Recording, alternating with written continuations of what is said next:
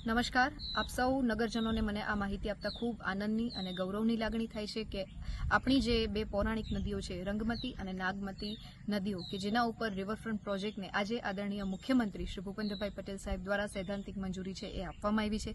સાથે સાથે પ્રાથમિક જે ફંડ છે 25 કરોડના ફંડને પણ સૈદ્ધાંતિક મંજૂરી આ તકે આપી દેવામાં આવી છે.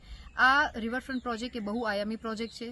પર્યાવરણના સંરક્ષણની સાથે સાથે સુંદરતામાં વધારો થાય, આ ઉપરાંત વરસાદી પાણીનું સંવર્ધન થાય, એની સાથે સાથે જે 78 વિધાનસભાને સ્પર્શે એવા જે વિષયો છે કે અતિવૃષ્ટિ દરમિયાન આપણા મેજોરિટી વિસ્તારમાં પાણી ભરાવાની જે સમસ્યા છે એના કાયમી નિકાલનો જે એક આ પ્રોજેક્ટ છે એ રિવરફ્રન્ટ પ્રોજેક્ટ છે. ત્યારે મારી રજૂઆત અને પ્રયત્નોને આદરણીય મુખ્યમંત્રીશ્રીએ જે સન્માન આપ્યું છે એ બદલ પુનઃ હું એમનો ખૂબ ખૂબ હૃદયપૂર્વકનો સમગ્ર જામનગરની જનતાના માધ્યમથી આભાર માનું છું.